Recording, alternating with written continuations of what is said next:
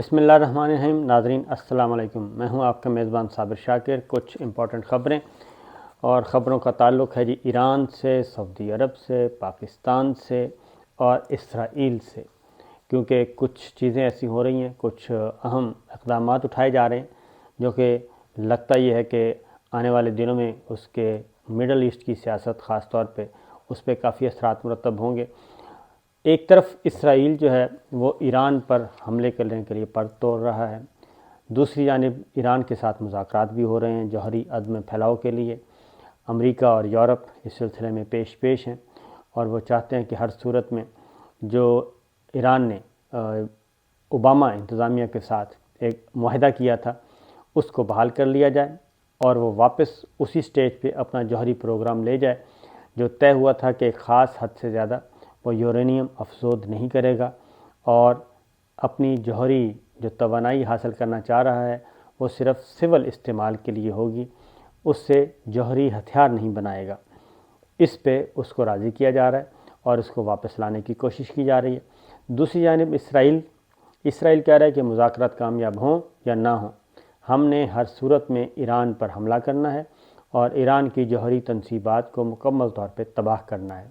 ایران جواباً دھمکیاں دے رہا ہے، وہ کہتا ہے کہ ہم بالکل تیار ملیں گے اور ہم اسرائیل کو ایسی جگہ پہ سبق سکھائیں گے کہ جو اس کے وہم و گمان میں بھی نہیں ہے، اور جو پراکسیز ہیں ان کو استعمال کیا جائے گا، جو عسکریت پسندی کے گروپ ہیں، جو مسلح گروپ ہیں، ان کو استعمال کیا جائے گا۔ یہ ایک پریشر چل رہا ہے۔ اسی دوران ہوا یہ ہے کہ جو فلسطین اتھارٹی کے صدر ہیں محمود عباس، انہوں نے اسرائیل کا دورہ کیا ہے اور اسرائیل کا دورہ کر کے ان کے وزیر دفاع سے ملاقات کی، اور ملاقات میں سیکورٹی کی صورتحال اور باہمی جو امور ہیں ان پہ بات چیت کی گئی۔ یہ ایک اہم ترین ڈیولپمنٹ ہے، اور خاص طور پہ شدت آنے کے بعد محمود عباس کا اسرائیل کے ساتھ اس طرح سے رابطہ اور ان کا دورہ کرنا، کیونکہ اس سے پہلے جو ہو چکا، یہ بھی میں بتا دوں کہ پہلے تو اب ایران کے پہ حملہ کرنے کے لیے اسرائیل کو مڈل ایسٹ کے ممالک کے بغیر وہ یہ کام کر نہیں سکتا۔ جب تک مشرق وسطیٰ کے ممالک حامی نہ بھریں، وہ سعودی عرب بھی ہو سکتا ہے، وہ UAE بھی ہو سکتا ہے، وہ بحرین بھی ہو سکتا ہے، جب تک یہ ملک حامی نہیں بھریں گے، اسرائیل اس قابل نہیں ہے، اسرائیل کی فضائیہ، کہ وہ اسرائیل سے اس کے طیارے اڑیں اور وہ جا کے ایران پر حملہ آور ہوں۔ انہیں ضرورت ہے، ری فیولنگ کی ضرورت ہے، یا پھر ایک اور ڈیسٹینیشن کی ضرورت ہے جہاں سے اس کے طیارے اڑیں فضائی حملے کے لیے اور وہ اپنا کام کریں۔ یہ ایک بنیادی بات ہے۔ اسی دوران ایران اور سعودی عرب کے تعلقات میں بہتری آ رہی ہے، اور سعودی عرب اور ایران کے درمیان بیک ڈور چینل پہ انتہائی اعلیٰ سطح کے رابطے ہو چکے ہیں بحال، اور اب دونوں ملک ایک دوسرے کو انڈرسٹینڈ کر کے اپنے تنازعات ختم کرنے کے موڈ میں نظر آ رہے ہیں، اور وہ یمن لڑائی ہے بنیادی وجہ، یمن کی جنگ کو بند کرنا چاہ رہے ہیں، اور یہ مذاکرات کہاں تک کامیاب ہوتے ہیں کہاں تک نہیں، اس کا تو ہمیں کچھ اندازہ نہیں ہے، کیونکہ کافی پیچیدہ معاملات ہیں، اور یمن میں ایران کی جو پراکسی ہے وہ استعمال ہو رہی ہے، اور اس سے کیسے نکلے گا ایران، کڑی شرائط ہیں، اور سعودی عرب بچنا چاہ رہا ہے، سعودی عرب بھی اس سے نکلنا چاہ رہا ہے، لیکن کن شرائط پہ، یہ ابھی تک بیک ڈور چینل پہ انتہائی اعلیٰ سطح کے رابطے سعودی عرب اور ایران کے درمیان ہو چکے ہیں، تو امید کرنی چاہیے کہ دونوں برادر ملک جو ہیں وہ کسی نتیجے پہ پہنچ جائیں۔ پھر اسی دوران ہوا یہ ہے کہ متحدہ عرب امارات کے اعلیٰ سیکورٹی عہدیداروں نے ایران کا دورہ کیا ہے۔ یہ اس سے بھی ایک بڑی خبر ہے، کیونکہ UAE، سعودی عرب، یہ جو شیعہ سنی معاملہ ہے یہ کافی گمبھیر ہے، اور اسی وجہ سے ایران کے UAE سے تعلقات بھی کشیدہ، ادھر سعودی عرب کے ساتھ بھی کشیدہ، اور قطر کے ساتھ ان کے تعلقات اچھے ہیں، تو یہ چیز چل رہی تھی۔ لیکن انہی حالات میں ایرانی حکام UAE کا دورہ کر چکے ہیں باقاعدہ طور پہ، اور متحدہ عرب امارات کے سیکورٹی عہدیداران کا ایران کا دورہ ہوا ہے، اور اس دورے کے دوران انہوں نے تعلقات کو بہتر بنانے کی بات کی ہے اور ایک دوسرے کی سرزمین استعمال نہ کرنے کی بات کی ہے ایک دوسرے ملک کے خلاف، جو چیزیں رپورٹ ہوئی ہیں۔ اور ابوظہبی کے ولی عہد محمد زائد کے بھائی شیخ طحنون کے تہران کے دورے کے بارے میں متحدہ عرب امارات کی وزارت خارجہ کی جانب سے تو کوئی کنفرمیشن نہیں کی گئی تھی، لیکن یہ ہوئی ہے، ملاقات ہوئی ہے، یہ دورہ ہوا ہے۔ اور اس دورے کے دوران کیونکہ فرانسیسی جو ذرائع ہیں وہ یہ کہہ رہے ہیں کہ ایران کے چیف جوہری مذاکرات کار علی بغیری بھی شیخ طحنون سے ملاقات کریں گے۔ تو یہ چیزیں جو ہو رہی ہیں اس سے اندازہ ہوتا ہے کہ بیک ڈور چینل پہ رابطے چل رہے ہیں، اور کیا کہنا چاہیے، ثالثی کا کام بھی ہو سکتا ہے، سب کچھ ہو رہا ہے۔ اور پھر ایران کے ساتھ جو بات چیت کا آغاز کیا تھا، سعودی عرب نے بھی اپریل میں، جو کہ دونوں حریف ملک ہیں، اپریل میں یہ ایک بریک تھرو ہوا تھا، تو یہ چیزیں ساری ریکارڈ پہ آ چکی ہیں۔ اور اسی طریقے سے متحدہ عرب امارات کے صدر کے سفارتی امور کے مشیر جو گرگاش ہیں، وہ کہتے ہیں کہ ان کا ملک ایران کے ساتھ کشیدگی کو کم کرنے کے لیے محاذ آرائی سے اجتناب کرتے ہوئے سفارتکاری کی پالیسی کے اقدامات کر رہا ہے، اور متحدہ عرب امارات ایران کے عراق، شام، یمن اور لبنان میں برتاؤ پر گہری تشویش رکھتا ہے۔ تو یہ ایک چیز ہوئی ہے۔ اس کے بعد اسرائیل کے وزیر اعظم یو اے ای کا وزٹ کر چکے ہیں، یہ بھی آپ کے ذہن میں ہونا چاہیے۔ اور پھر اسی دوران جو کشیدگی ہوئی یو اے ای اور امریکہ کے درمیان، تو یو اے ای نے جو F-35 خریدنے تھے اور مذاکرات چل رہے تھے وہ فوری طور پہ انہوں نے معطل کر دیے۔ ابوظہبی کے ولی عہد نے دورہ اسرائیل کی دعوت قبول کر لی، اور یہ بھی ایک امپورٹنٹ وزٹ ہوگا، کیونکہ یہ سال 2021 کی اگر سب سے بڑی خبر کہی جائے تو بلکہ ایک پوری دہائی کی، 2 دہائیوں کی سب سے بڑی خبر مڈل ایسٹ کے حوالے سے تو یہی تھی کہ اسرائیل کے وزیر اعظم کا یو اے ای کا وزٹ اور ابوظہبی کے ولی عہد کا دورہ اسرائیل کی دعوت قبول کرنا، تو یہ مڈل ایسٹ میں چل رہا ہے۔ اب اسرائیل اور متحدہ عرب امارات نے $500 ملین تک تجارت بڑھانے پر اتفاق کر لیا ہے، اور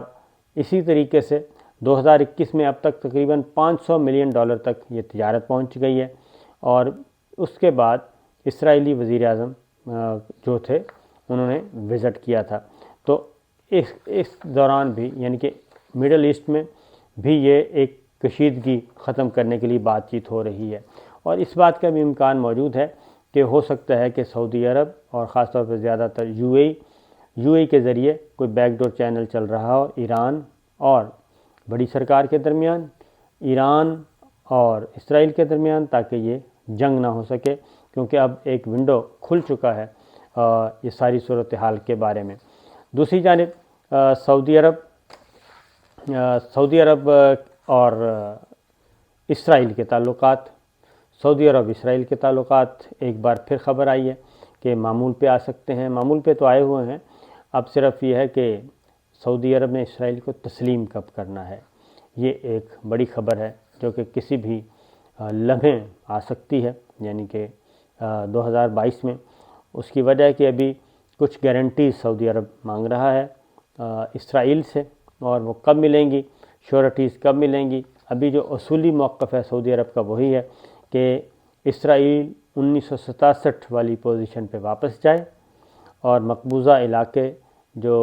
فلسطین کے ہیں وہ خالی کرے، تو آزاد فلسطین ریاست کا قیام اس کو تسلیم کرے، اور اس کے بعد جو ہے سعودی عرب اسرائیل کے ساتھ اپنے سفارتی تعلقات قائم کر سکتا ہے۔ یہی موقف کم و بیش پاکستان کا بھی ہے، اور پاکستان بھی یہی چاہ رہا ہے کہ جب تک فلسطین کی ریاست کا قیام تسلیم نہیں کیا جاتا اور 1967 والی پوزیشن پہ واپس اسرائیل نہیں جاتا، مقبوضہ علاقے خالی نہیں کرتا، تب تک پاکستان بھی اسرائیل کو تسلیم نہیں کرے گا۔ یہ ہڈی وہیں کی وہیں پھنسی ہوئی ہے۔ تو اسی دوران ایک اور چیز بھی آئی، اور وہ تھی ایران کے جوہری پروگرام پر بات چیت کے لیے امریکی مشیر سلوان جو ہیں وہ اسرائیل پہنچے، اور وہ بھی ایک وزٹ کر چکے ہیں، اور اس میں بھی کوشش کی جا رہی ہے کہ اسرائیل اور امریکہ جو ہے وہ اندرون خانہ تو ایک ہیں ہی، لیکن اوپنلی بھی ایک دوسرے کو سپورٹ کریں، خاص طور پہ ایران پر حملے کے لیے۔ لیکن جو سفارتی ایکسپرٹس ہیں وہ یہ کہتے ہیں کہ یہ حملہ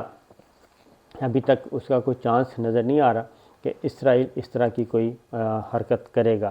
اس کی ریزن یہ ہے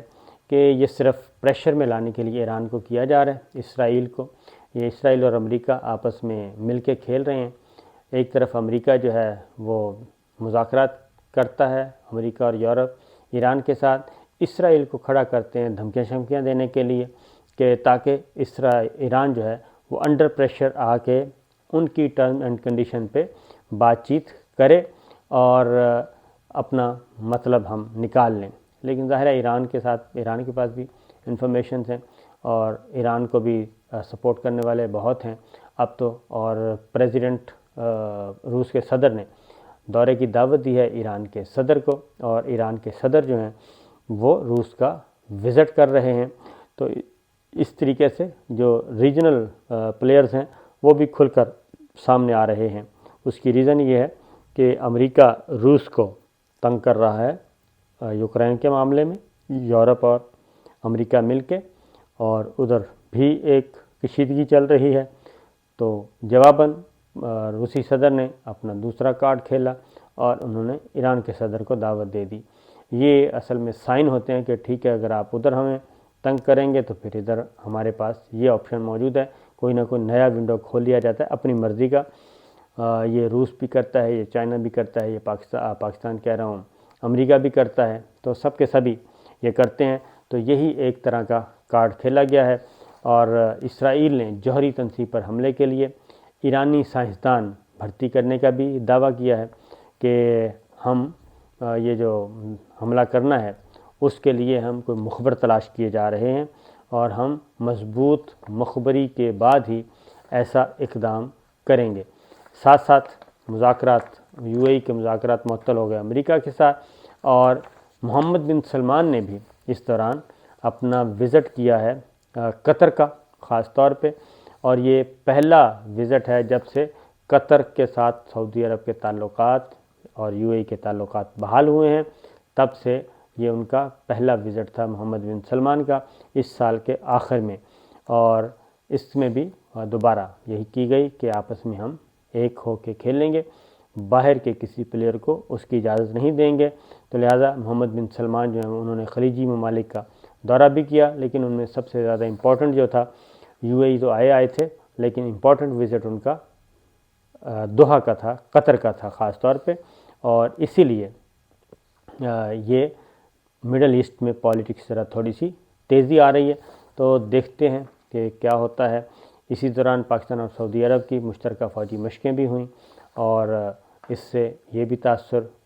ضائع ہو گیا کہ پاکستان اور سعودی عرب کے تعلقات کشیدہ ہیں، تو یہ تاثر جو ہے وہ ختم ہوا، اور اب فوجی تعلقات پاکستان اور سعودی عرب کے دفاعی معاملات میں اور سول معاملات میں بھی کافی بہتر ہوتے جا رہے ہیں۔ تو یہ ایک کھچڑی سی پک رہی ہے میڈل ایسٹ کے سلسلے میں، تو میں نے کہا آپ سے شیئر کر لوں۔ مختلف خبریں، کافی سارے خبریں اکٹھی ہوئی تھیں۔ اجازت دیجیے، اللہ حافظ۔